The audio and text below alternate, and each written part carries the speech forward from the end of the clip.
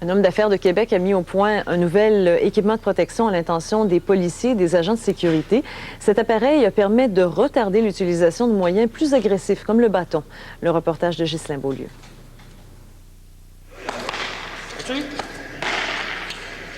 Des étudiants en technique policière du campus Notre-Dame-de-Foix testent ici le nouveau Strong Arm.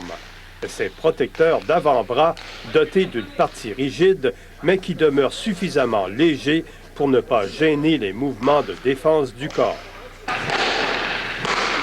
Il permet de bloquer la plupart des attaques avec armes contondantes et armes blanches. Et il se camoufle sous les manches de chemise.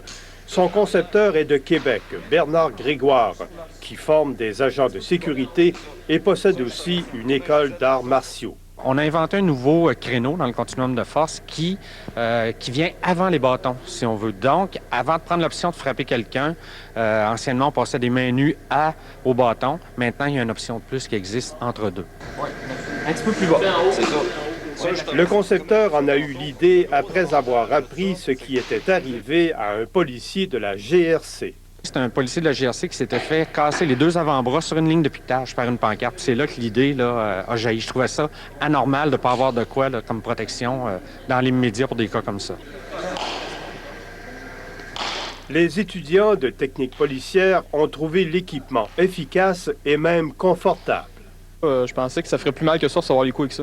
Vous avez eu des coups quand même assez ouais, forts. C'est douloureux. Ça résonne un peu, mais c'est pas douloureux. Là. Fin mai.